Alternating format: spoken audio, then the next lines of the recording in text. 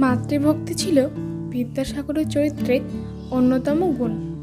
মনে করা হয় বিদ্যাসাগরের সংস্কার আন্দোলন ও মুক্ত চেতনার নেপথ্যে জননী ভগবতী দেবীর বিশেষ প্রেরণা ছিল। মায়ের কথা উঠলেই বিদ্যাসাগর বলতেন, আমি যদি আমার মায়ের গুণের 100 ভাগের 1 ভাগও পেতাম তাহলে কৃতার্থ হতাম। আমি যে এমন মায়ের সন্তান, এই আমার গৌরব। আজ আমরা ভগবতী দেবীর দয়া দাক্ষিণ্যের কাহিনী শুনব। পুকুরে স্নান করতে নেমেছেন ভগবতী দেবী। এমন সময় একজন বৃদ্ধ ব্রাহ্মণ সেখানে উপস্থিত। পুকুরে স্নান করতে এসেছেন। ব্রাহ্মণের হাতে ছিল একটি পুঁটুলি। পুঁটলির ভেতর থেকে একখানা শুকনো কাপড় বের করলেন। পুঁটলিটা পুকুরের ধারে একটা ঝোপের মধ্যে রেখে দিলেন। তারপর ব্রাহ্মণ স্নান করতে নামলেন পুকুরে। স্নান করে ব্রাহ্মণ শুকনো কাপড় পরলেন, গামছাখানা মাথায় দিয়ে সন্ধ্যা আহ্নিক করতে করতে তাড়াতাড়ি চলে গেলেন। পুঁটলির কথা তার মনেই নেই। পুঁটলি ঝোপের মধ্যে যেমন ছিল তেমন পড়ে রইল।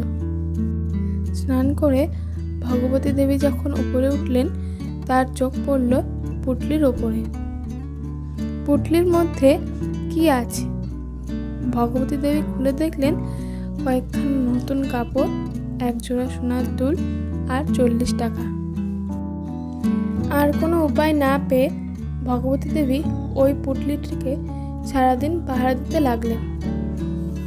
সন্ধ্যার কিছুক্ষণ আগে সেই বৃদ্ধ ব্রাহ্মণ কাঁদতে কাঁদতে পুকুর পাড়ে এসে উপস্থিত হলেন। ভগবতী দেবীকে বললেন, মা, আমার সর্বনাশ হয়েছে।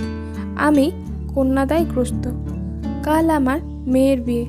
দুপুরবেলা আমি এই পুকুরে স্নান করতে এসেছিলাম।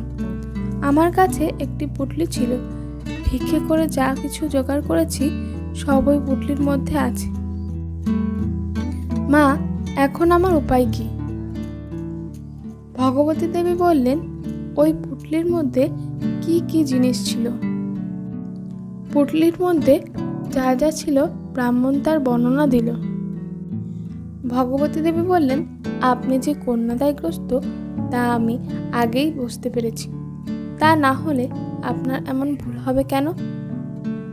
তারপর পুঁটলিটি ব্রাহ্মণের হাতে তুলে দিলেন। ভগবতী দেবী বললেন, আপনার সব জিনিস ঠিক আছে কিনা দেখুন। তখন থেকে আমি এই পুঁটলি নিয়ে এখানে বসে আছি। যাই হোক, আপনি আমাকে নিশ্চিন্ত করলেন। সব জিনিস ফিরে পেয়ে আনন্দে ব্রাহ্মণের চোখে জল এসে গেল।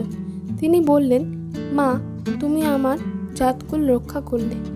মা, আমি এখনো জল গ্রহণ করিনি। আমি অভীষ্ট দেবতার কাছে প্রার্থনা করি তুমি যেন ধনবংশে শ্রীবৃদ্ধি লাভ করো। ভগবতী দেবী যখন শুনলেন ব্রাহ্মণ তখন কিছু খাননি, তখন তাড়াতাড়ি ব্রাহ্মণকে নিজের বাড়িতে নিয়ে এলেন। তার পরিচর্যা করলেন। তারপর জিজ্ঞেস করলেন, যে টাকা আপনার জোগাড় হয়েছে তাতে কি আপনি কন্যাদায় থেকে উদ্ধার হতে পারবেন? ব্রাহ্মণ বললেন, না মা, আমার আরও 10-20 টাকা দরকার। এই কথা শুনে ভগবতী দেবী ঘরের ভিতর থেকে 20টি টাকা এনে ব্রাহ্মণের হাতে তুলে দিলেন এবং বললেন, আপনার মেয়ের জন্য এই কটি টাকা দয়া করে গ্রহণ করুন।